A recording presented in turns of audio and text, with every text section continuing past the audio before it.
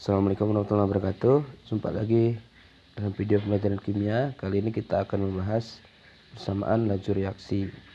Persamaan laju reaksi ini nama lainnya adalah hukum laju reaksi. Hukum laju reaksi. Jadi di beberapa soal disebutkan bukan persamaan tapi hukum laju reaksi. Nah, hukum laju reaksi ini, persamaan laju reaksi ini memiliki persamaan V sama dengan atau R sama dengan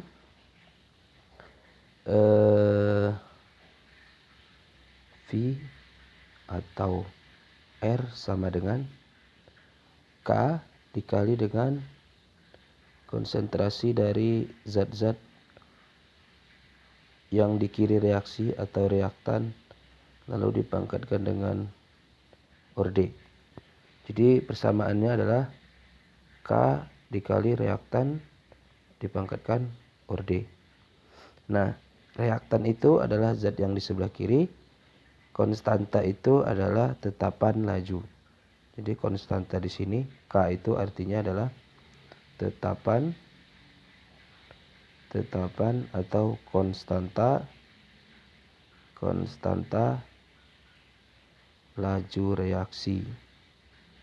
Konstanta laju reaksi. Kemudian orde adalah tingkatan reaksi. Jadi kalau disebutkan orde itu artinya adalah tingkatan atau pangkat dari reaksi. Nah, orde itu macam-macam nilainya. Ada suatu reaksi yang dia berorde 0. Ordenya sama dengan 0. Kalau ordenya 0, maka suatu persamaan reaksi memiliki grafik, ya, ini konsentrasi reaktan namanya. Sementara ini laju. Nah, grafiknya itu dia lurus seperti ini. Artinya berapa besar pun R-nya, reaktannya, maka lajunya itu akan konstan. Kemudian yang kedua adalah ordenya 1. Kalau ordenya 1, di sini reaktan, maka dia itu akan memenuhi atau persamaan grafiknya adalah lurus membelah. Kemudian ada juga yang ordenya sama dengan 2. Kalau ordenya sama dengan 2, maka reaktan itu akan memberikan efek yang besar terhadap laju peningkatannya. Jadi dia itu seperti parabola. Gitu ya. Jadi orde itu bisa 1, bisa 0, bisa 2. Jadi kalau misalnya ordenya 0, maka kan V sama dengan K dikali dengan R pangkat 0. Pangkat 0 itu berapa? 1. Berarti V sama dengan K. Makanya R-nya nggak ngaruh. Tapi ketika V sama dengan K dikali R pangkat 1. Nah, pangkat 1 itu biasanya nggak dituliskan. Maka sebesar apa pertambahan R, sebegitu juga lah lajunya akan bertambah. Sementara kalau ordenya 2, V sama dengan K dikali dengan R, lalu dipangkatkan dengan 2, maka dia seperti persamaan parabola. Ya, seperti itu. Nah, di kesempatan ini kita akan mencoba melihat ya, misalnya contoh, diketahui ada suatu persamaan reaksi.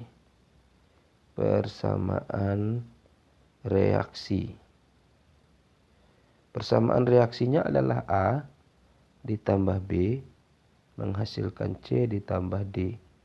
Nah, di sini koefisiennya ada X, kemudian Y, diganti ya.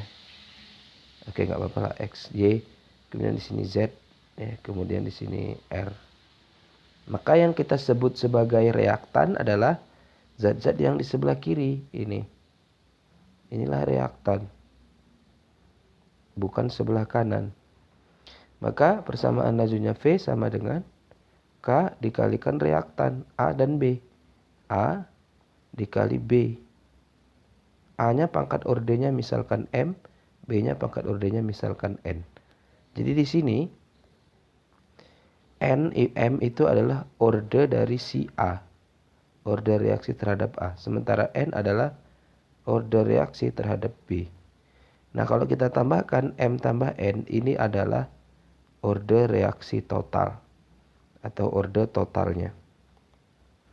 Order reaksi atau order total. Nah, seperti itu. Jadi, udah bisa ya untuk menentukan order reaksi itu dapat digunakan dari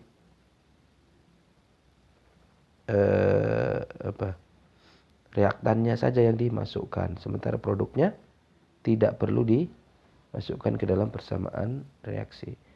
Nah, yang C dan D ini nggak perlu dimasukkan. Kemudian kita beranjak kepada bahasan berikutnya, yaitu terkait bagaimana menentukan order reaksi. Bagaimana mendapatkan nilainya begitu.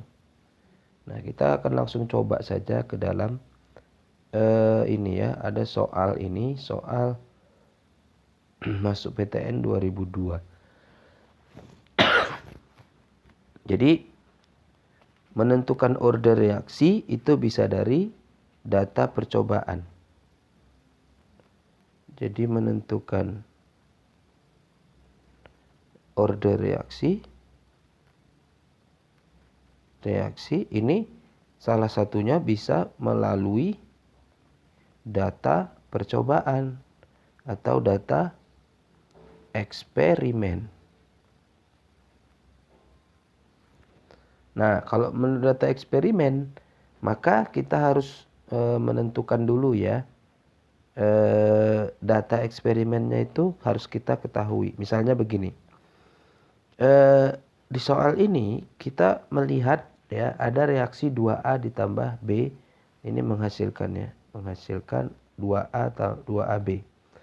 Nah, dari data tersebut dapat simpulkan bahwa persamaan lajunya. Jadi persamaan lajunya ini harus ditentukan dulu. Jadi persamaan laju sementaranya berarti V sama dengan K dikali dengan konsentrasi reaktan. Yang mana reaktannya di sini? Jelas yang di kiri reaksi yaitu A dan B. Yaitu A pangkat bukan pangkat 2. Walaupun koefisiennya 2. Jadi koefisien itu bukan menentukan order. Jadi kita misalkan tadi ordernya belum diketahui yaitu M. Kemudian dikali dengan B. Pangkat ordernya juga belum diketahui misalkan N. Nah, kalau kita mau menentukan order A yaitu M. Order A kan M ya. Order B adalah N. Maka kita menggunakan data, perbandingan data di mana B-nya itu sama. Konsentrasi B-nya sama. Nah, yang mana konsentrasi B-nya yang sama? Lihat di dalam tabel. Yang sama di sini untuk B banyak. Misalnya 1 sama 4 itu sama. 1 sama 5 itu sama. Jadi ada yang sama ada 3. Kita gunakan 2 saja. Umpamanya kita ambil 1 sama 4. Berarti ini ya percobaan 1 dan 4. Berarti nanti A-nya juga percobaan 1 dan 4. Lajunya juga percobaan 1 dan 4. Jadi kita yang amati untuk menentukan order A ini, yaitu nanti di sini kita gunakan data percobaan atau data eksperimen 1 dibandingkan dengan data eksperimen 4. Sehingga jadinya gimana? Data eksperimen 1 berarti V1 sama dengan K dikali dengan A1, artinya konsentrasi A1 pangkat M, dikali dengan konsentrasi B1 pangkat N. Dibandingkan per laju yang keempat sama dengan K dikali konsentrasi A yang per 4 pangkat M dikali dengan konsentrasi B yang keempat pangkat N. Nah, jadi seperti ini. Karena kita gunakan 1 dan 4, jadi lajunya yang kita pakai persamaan 1 dan persamaan 4. Cukup dimengerti ya. Nah, baru setelah itu kita selesaikan atau kita masukkan nilainya. K ini karena nilainya sama, jadi bisa kita coret begitu. V1 itu nilainya 6 ini. 6. Sementara V4 24. Jadi 6 per 24. Sama dengan. Ini kita satukan aja.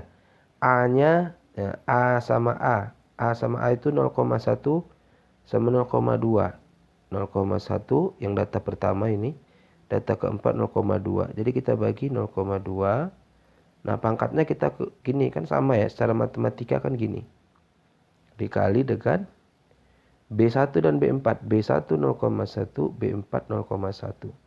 Pangkat N. 0,1 per 0,1 itu adalah 1. 1 pangkat N hasilnya juga 1 gitu ya. Karena sama, akhirnya ini bisa kita coret seperti ini. Nah, jadinya apa? 6/24 kita sederhanakan, sama-sama bagi 6 berarti jadi 1/4 sama dengan 1/2 kalau kita sederhanakan dibagi dengan, atau dipangkatkan dengan M. Maka ini kan sama dengan setengah pangkat M sama dengan 1/4 itu berapa? Setengah pangkat 2. Coret-coret, berarti M-nya sama dengan 2. Oke, jadi kita dapat ordenya 2 untuk si A. Nah, sekarang kita menentukan orde si B. Orde B tadi kita misalkan N. Kalau mencari orde A data B yang sama, jadi kalau untuk mencari B, lihat nanti data konsentrasi A yang sama. Nah, yang sama yang mana untuk si A? Tinggal kita lihat aja yang A sama. Banyak ya, 1, 2, 3 ini sama. Kita misalkan pakai 1 dan 2.